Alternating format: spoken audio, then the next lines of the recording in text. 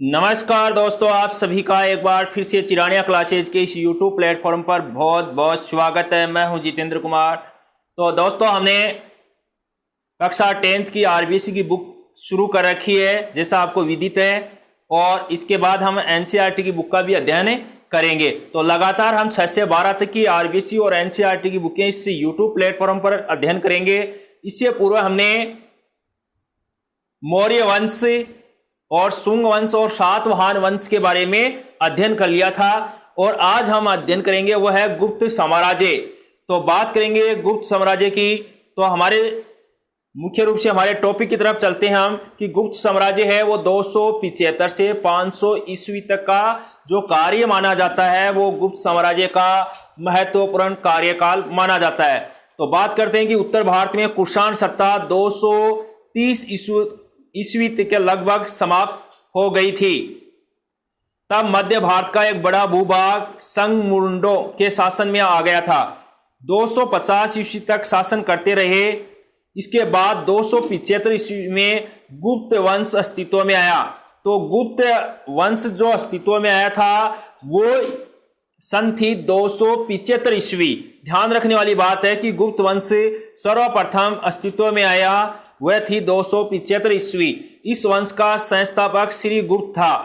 तो ध्यान रखने वाली बात है कि गुप्त साम्राज्य का जो संस्थापक माना जाता है वह श्री गुप्त था। कौन था? श्री गुप्त था।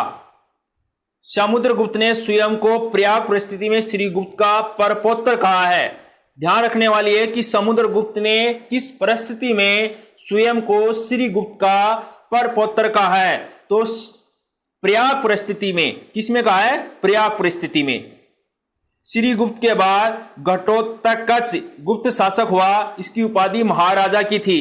तो श्री गुप्त के बाद जो शासक बना वो था घटोत्कच।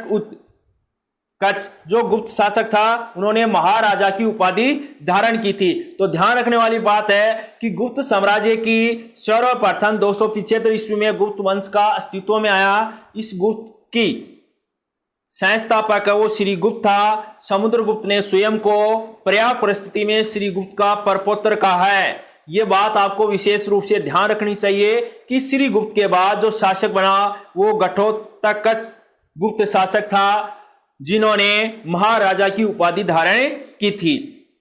अब है गुप्त साम्राज्य का जो शक्तिशाली शासक था उसकी बात करेंगे। चंद्रगुप्त प्रथम, जिनका कार्यकाल 320 से 335 ईस्वी तक माना जाता है। घटोत्कच के बाद उसका पुत्र चंद्रगुप्त प्रथम गुप्त वंश का शासक बना। तो घटोत्कच का पुत्र चंद्रगुप्त है, वो गुप्त वंश का शासक बना।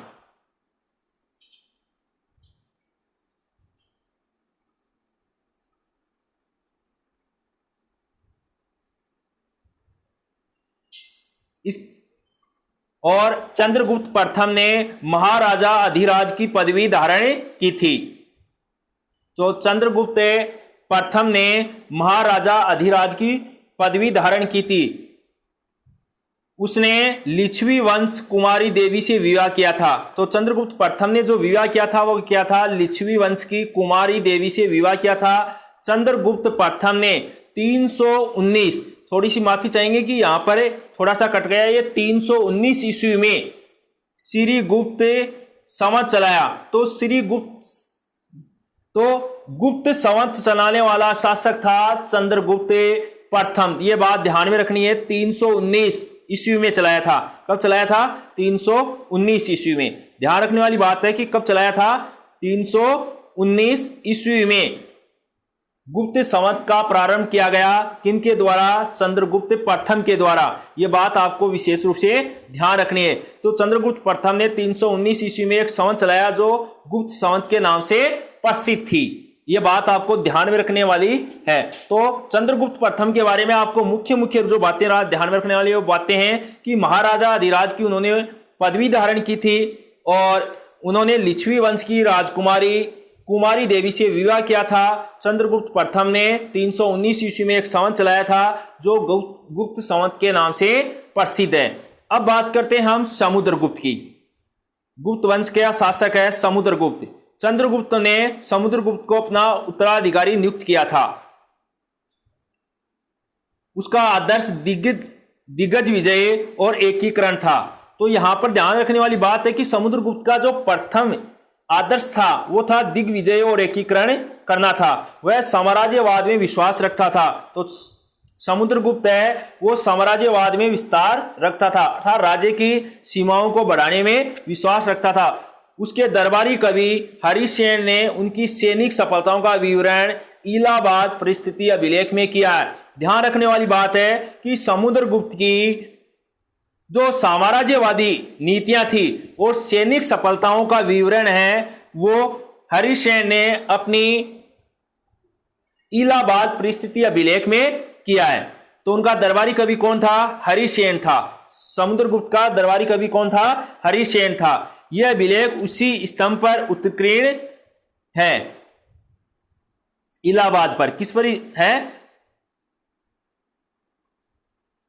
तो यह अभिलेख उसी स्तंभ पर उत्कीर्ण है जिस पर अशोक का अभिलेख उत्कीर्णित है। अर्थात जो इलाहाबाद परिस्थिति अभिलेख है यह अभिलेख ही अशोक के अभिलेख पर ही उत्कीर्णित किया गया है। इसके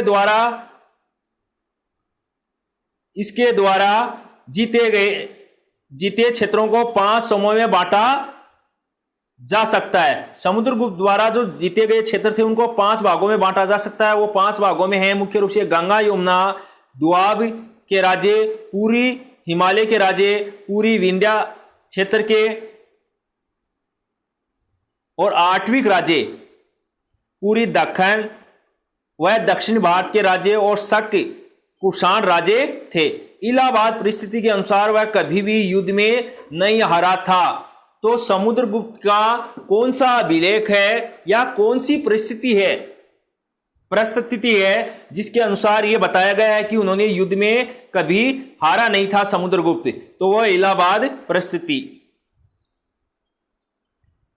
समुद्रगुप्त के पास एक शक्तिशाली नौसेना थी जिससे वह विदेशों से संबंध सुदृढ़ कर सका। समुद्रगुप्त ने अश्वमेध यज्ञ करवाया था। उसके सिक्के पर अश्वमेध पराक्रम लिखा हुआ है।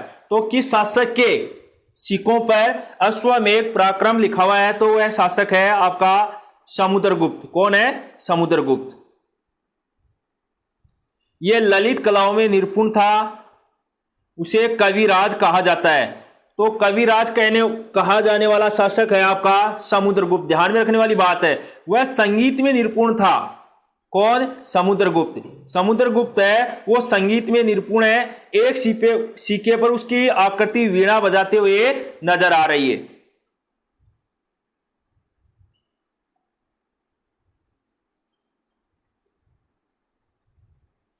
वेरी इंपॉर्टेंट लाइन है कि वह संगीत निपुण था और एक सिक्के पर उसकी आकृति वीणा बजाती हुई है। तो प्रश्न यही बनता है कि वह कौन सा शासक है जो सिक्कों पर वीणा बजाते हुए दिखाया गया है? तो वह शासक है समुद्रगुप्त। कौन है? समुद्रगुप्त। वह विष्णु भक्त था परंतु दूसरे धर्मों का भी सम्मान और आदर करता था। समुद्रगुप्त है वह किसका भक्त था? विष्णु का भक्त था। वह सभी धर्मों का आदर किया करते थे। तो समुद्रगुप्त के बारे में महत्वपूर्ण जो बातें ध्यान में रखनी है कि उन्होंने अश्वमेध यज्ञ करवाया था। वह कोई भी युद्ध में नहीं हारा था। इसके बारे में हमें इलाहाबाद परिस्थिति में जानकारी मिलती है। इसके अलावा संगीत प्रिय थे और उनके सिक्कों पर उनको वीणा बजाते हुए दिखाया गया है। वह विष्णु का भक्त था। ये बातें मुख्य रूप से हमें ध्यान में रखनी चाहिए। इसके बाद जो शासक बना वो था आपका चंद्रगुप्त द्वितीय। चंद्रगुप्त द्वितीय समुद्रगुप्त का पुत्र था। तो समुद्रगुप्त के बाद उनका पुत्र चंद्रगुप्त द्वितीय वह शासक बना। तो दोस्तों आप एक बार वीडियो को ज्यादा से ज्यादा लाइक कर दीजिए और आपको किसी प्रकार की समस्या या किसी प्रकार पढ़ाने में आपको कोई और सुधार की आवश्यकता है तो आप हमें कमेंट बॉक्स में करके कमेंट बताइए। लगातार हमारा प्रयास है कि आपको ज़्यादा से ज़्यादा अच्छा से अच्छा मैटर उपलब्ध करवाया जाए, अच्छी से अच्छी क्लास हो। तो चिरानिया क्लासेज को अगर आपने पहली बार विजिट किया है तो चैनल को सब्सक्राइब कर लीजिए और लाइक कर दीजिए वीडियो को। अगर आपको इनकी पीडीएफ चाहिए, हाथ से लिखी हुई पीडीएफ चाहिए, तो हमारे कम्युनिटी पर आपको एक मोबाइल नंबर दिया हुआ मिलेगा, वहां पर आप व्हाट्सएप कीजिए और आप पीडीएफ प्राप्त कर सकते हैं। तो अब हम हमारे टॉपिक की बात करते हैं कि चंद्रगुप्त द्वितीय समुद्रगुप्त का पुत्र था।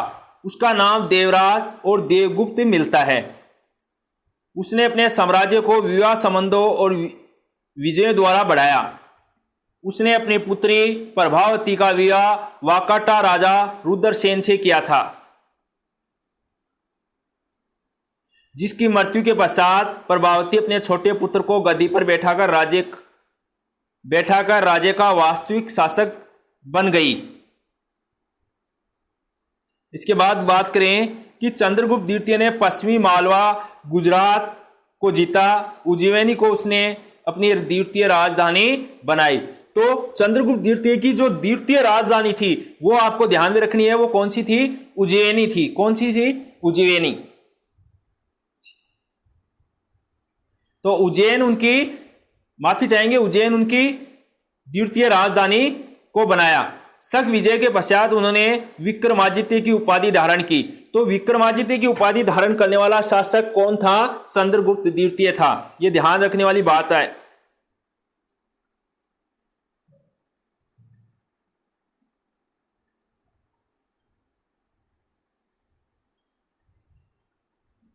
इसके बाद जो शासक है वो है कुमार महेंद्र द्वितीय। चंद्रगुप्त के बाद उसका पुत्र कुमार गुप्त शासक बना। कुमार गुप्त को नालंदा विश्वविद्यालय के संस्थापक माना जाता है। तो कुमार गुप्त महेंद्र द्वितीय है, उनको नालंदा विश्वविद्यालय का संस्थापक माना जाता है। ये लाइन आपको ध्यान में रखनी चाहिए। उसका राज्य सौराष्ट्र से बंगाल तक फैला था। अपने राज्य के अंतिम दिनों में उन्हें पुष्यमित्र के विद्रोह का सामना करना पड़ा था। अब जो अंतिम शक्तिशाली शासक बना वो था स्कंदगुप्त। स्कंदगुप्त ज्येष्ठ पुत्र न होते हुए भी राज्य का उत्तराधिकारी बना। जूनागढ़ अभिलेख द्वारा ज्ञात हुआ कि स्कंदगुप्त ने चंद्रगुप्त मौर्य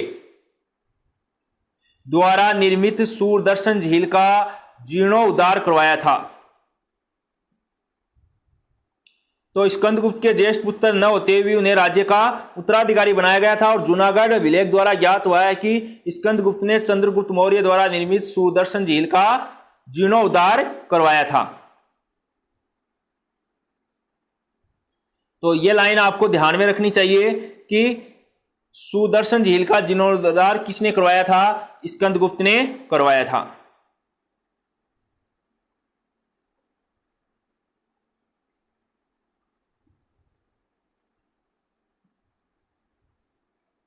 जूनागढ़ अभिलेख में इस बात का भी उल्लेख है कि सिंहासन पर बैठने के समय स्कंदगुप्त को मलेच्छों के रूप में